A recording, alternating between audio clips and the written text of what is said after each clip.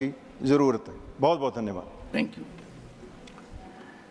सुश्री Swati Maliwal.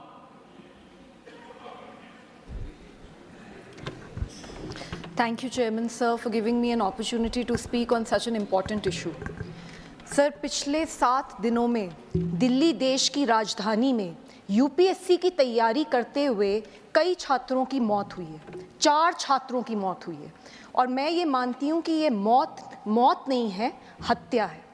Sir, हमने देखा किस तरीके से पटेल नगर में एक छात्र, नीलेश राय नाम उसका था, वो लड़का अपने घर के बाहर खड़ा था और वहाँ पर पानी भर गया और इस कारण से जैसे ही उसने गेट पकड़ने की कोशिश करी, उसका करंट लग के उसी वक्त मौत हो गई।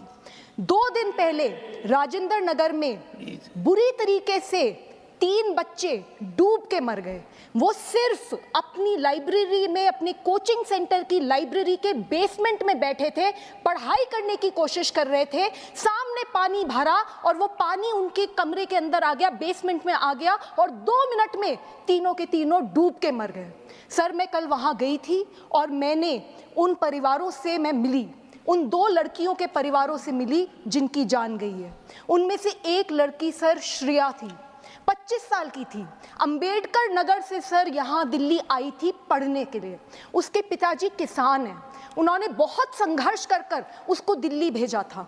उनका एक ही सपना था कि मेरी बेटी आईएएस अफसर बनेगी, मेरी बेटी इस देश का नाम रोशन करेगी। सर, हम देखते हैं कि किस तरीके से इस देश में ऐसी बहुत बेटियां हैं जिनको ये सहूलियत नहीं मिल पाती, जो अपने सपने नहीं पूरे कर पाती। ये किसान परिवार अपनी बेटी को इतनी दूर दिल्ली एक सपने के साथ भेजता है और वो सपना डूब गया। इसी तरीके से तान्या जो 21 साल की थी, नवीन भी जो केरला से था, तान्या सिकंदराबाद से थी। सर, दोनों के दोनों डूब गए। कौन जिम्मेदार है?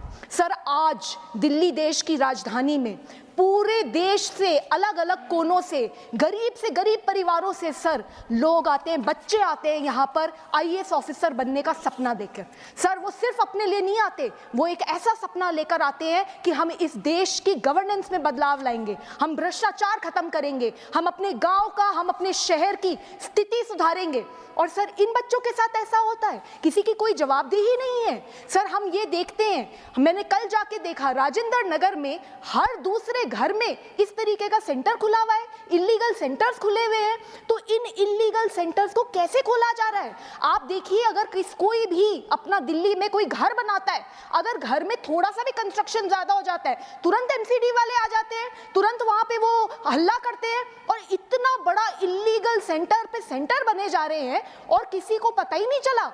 तो बहुत बड़े भ्रष्टाचार का मामला है जो आपके माध्यम से मैं यहाँ पे पेश करना चाहती हूँ। सर, हमें ये भी देखने को मिलता है कि थोड़ी सी बारिश होती नहीं और दिल्ली में कई इलाकों में ऐसा हाल हो जाता है कि नाव लेके निकलना पड़ जाए लोगों को।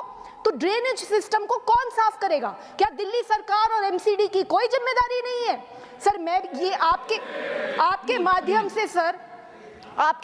से सर मैं 3 डिमांड रखना चाहती हूँ। सर, सबसे पहले ये जो एफआईआर हुई है, इस एफआईआर में उन कोचिंग के सेंटर के जो लोग हैं उनको पकड़ लिया है पुलिस ने सर, लेकिन ये जो अधिकारी हैं और चुने हुए रिप्रेजेंटेटिव्स हैं, उनकी जिम्मेदारी कौन सेट करेगा? सर, आप देखिए, वहां पे मुझे बताया गया, बच्चों ने मुझे बताया कि किस तरीके से उन्होंने कंप्लेंट्स लिखी थी, पार्षद को लिखी थी, एमएलए को लिखी थी और कोई एक्शन नहीं हुआ। तो जो एफआईआर हुई है उसमें पूरी तरीके से जांच होनी चाहिए और ये जितने भी अधिकारी हैं इन सब के ऊपर सख्त से सख्त कार्रवाई होनी चाहिए। एक ऐसा मैसेज देना चाहिए कि आगे किसी की हिम्मत ना हो इस तरीके का लापरवाही या भ्रष्टाचार करने की। सर, दूसरी बात, सर, ऐसे मौकों पर कोई क्या ही मुआवजा देगा? एक परिवार जिसने अपनी बेटी खो दी, जिसने अपना बेटा खो दिया, सर, उसके लिए तो सब कुछ खत्म हो गया। मैं कुछ भी कह दूं, हम सब मिलके कुछ भी संवेदना प्रकट कर दें, हम उनका कोई भी खामियाजा नहीं कर सकते, हम उनकी संवेदना प्रकट ही नहीं कर सकते सर, वो इतनी पीड़ा में है। लेकिन दिल्ली सरकार का फर्ज बनता है कि 1-1 करोड़ का कॉम्पनसेशन एक बच्चे को मिलना ही चाहिए। तीसरी बात सर, हम ये देखते हैं इतने सालों से यूपीएससी की तैयारी करने के लिए दूर दूर जगहों से दिल्ली में बच्चे आते हैं, पर अभी तक दिल्ली सरकार ने इस तरीके के पीजीज को, इस तरीके के कोचिंग सेंटर्स को रेगुलेट करने के लिए कोई कानून नहीं बनाया। यूपीएससी की तैयारी करते हुए जो बच्चे हैं या बाकी एग्जाम्स की तैयारी करते हुए जो बच्चे हैं, उनके वेलफेयर के लिए कोई स्कीमें नहीं बनी है, कोई गाइडलाइंस नहीं है। ये सारी की सारी गाइडलाइंस होनी चाहिए। सर, अंत में इतना कहना चाहूंगी, मैंने देखा है सर, दिल्ली में देखा है मैंने बहुत बार कि एक 100 मीटर की सड़क बनती है और उसके ऊपर 4 नेता आ जाते हैं, हमने बनाई, और उसके बाद प्रचार पे प्रचार होता है, हमने 100 मीटर की सड़क बना दीजिए, बहुत बड़ी सड़क बना दीजिए। और इतना भी देखती हूँ कि जब वहां बोर्ड लगता है ना कि किसने सड़क बनाई, उस पर भी लड़ाई हो रही होती है कि नहीं यहाँ पे मेरा नाम लगेगा। और जब उसी सड़क के ऊपर पानी भर जाता है लापरवाही के कारण से, भ्रष्टाचार के कारण से, तो सारे गायब हो जाते हैं, कोई दिख नहीं रहा। मैं कल वहां गई, मुझे बड़ी पीड़ा है इस बात की कि अभी तक दिल्ली सरकार का कोई भी मंत्री, दिल्ली सरकार का एमसीडी का कोई भी इलेक्टेड रिप्रेजेंटेटिव, कोई भी ऑफिसर इन परिवारों से नहीं मिला है। सर, आपसे यही रिक्वेस्ट है, sir please give justice sir. Doctor